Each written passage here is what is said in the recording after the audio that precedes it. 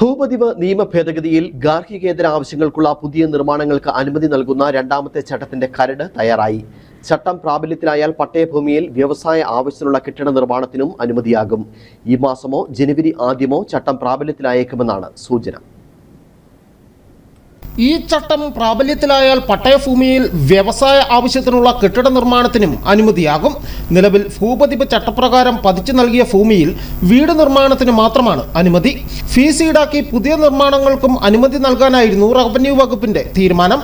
എന്നാൽ തദ്ദേശ തെരഞ്ഞെടുപ്പിൽ വൻ തിരിച്ചടി നേരിട്ട സാഹചര്യത്തിൽ ചട്ടലംഘന നിർമ്മാണങ്ങൾ ക്രമപ്പെടുത്തുന്നതിന് മാത്രം നിശ്ചയിച്ച ഫീസ് ഈടാക്കിയാൽ മതിയെന്നും പുതിയ നിർമ്മാണങ്ങൾക്ക് ഫീസ് ഈടാക്കേണ്ടതില്ലെന്നും ഇടതുമുന്നണിക്കുള്ളിൽ അഭിപ്രായമുണ്ട്.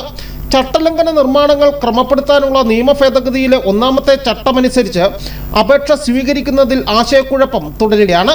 അപേക്ഷ സ്വീകരിക്കുന്നതിനുള്ള മാനദണ്ഡങ്ങൾ ഉൾപ്പെടുത്തി SOP തയ്യാറാണെങ്കിലും ഇതിനുള്ള തുടർ നടപടികളിലേക്ക് റവന്യൂ വകുപ്പ് ഇതുവരെ കടന്നിട്ടില്ല. കഴിഞ്ഞ ഒക്ടോബർ 16-ന് ചട്ടം വിജ്ഞാപനം ചെയ്തെങ്കിലും ഭൂപതിവ് നിയമ ഭേദഗതി ഇതുവരെ പ്രാബല്യത്തിൽ കൊണ്ടുവരാനാകാത്തത് സർക്കാരിന്റെ വീഴ്ചയാണെന്ന് പ്രതിപക്ഷം ആരോപിക്കുന്നുമുണ്ട്.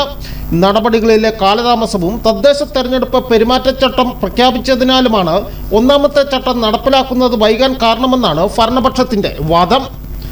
News bureau, Udumbanchola.